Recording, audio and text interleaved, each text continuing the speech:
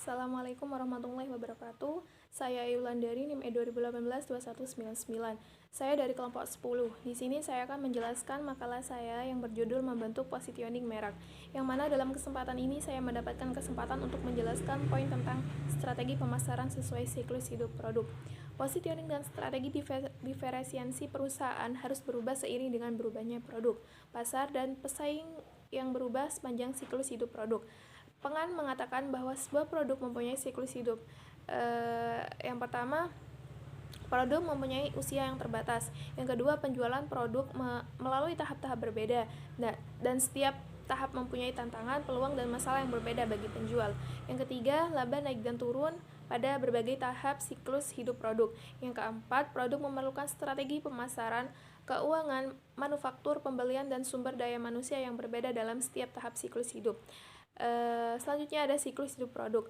Dalam siklus hidup produk sendiri terdapat beberapa periode. Yang pertama ada pengenalan periode. Pertumbuhan penjualan lambat ketika produk diperkenalkan di pasar. Tidak ada laba karena pengeluaran yang besar untuk pengenalan produk. Yang kedua ada pertumbuhan periode.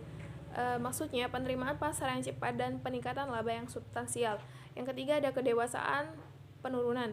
Pertumbuhan penjualan karena produk telah diterima oleh sebagian pasar pembelian potensial.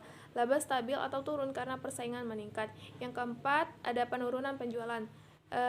Memperlihatkan penurunan dan laba terkikis. Kita dapat menggunakan konsep PLC untuk menganalisis kategori produk, bentuk produk, atau merek produk. Selanjutnya ada siklus hidup gaya, mode, dan fad. Gaya adalah jenis ekspresi dasar dan berbeda yang muncul dalam bidang usaha manusia. Gaya muncul di bidang perumahan seperti kolonial, peternakan, dan Cape dan pakaian seperti formal, santai, dan funky, serta seni seperti realis, surrealis, dan abstrak. Panjang siklus mode sulit diperkirakan. Salah satu sudut pandang adalah bahwa mode berakhir karena mereka mempresentasikan kompromi pembelian yang hilang. Yang dimaksud dengan fad adalah mode yang cepat dilihat masyarakat, diadopsi dengan antusiasme, cepat mencapai puncak dan menurun dengan sangat cepat.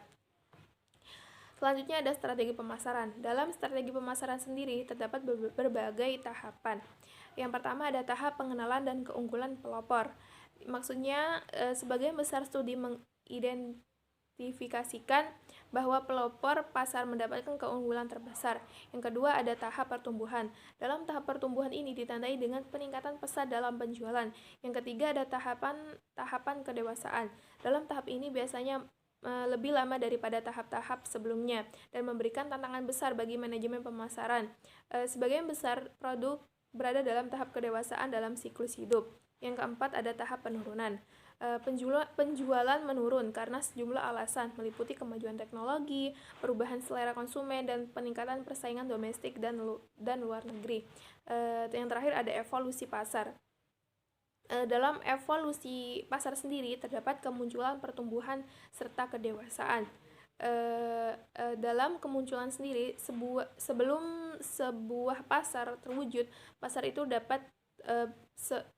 itu ada sebagai pasar laten. Misalnya selama berapa abad orang menginginkan alat penghitung yang lebih cepat pasar. Yang kedua ada pertumbuhan. Jika produk baru terjual dengan baik, perusahaan baru akan memasuki pasar, masuk dalam tahap pertumbuhan pasar. Dan yang ketiga kedewasaan. Pada akhirnya apa saja yang mencakup dan melayani semua segmen utama dan pasar memasuki tahap kedewasaan titik, bahkan pesaing melangkah lebih jauh dan menyerang segmen perusahaan lain, mengurangi laba semua pihak dalam prosesnya. Sekian dari saya. Wassalamualaikum warahmatullahi wabarakatuh.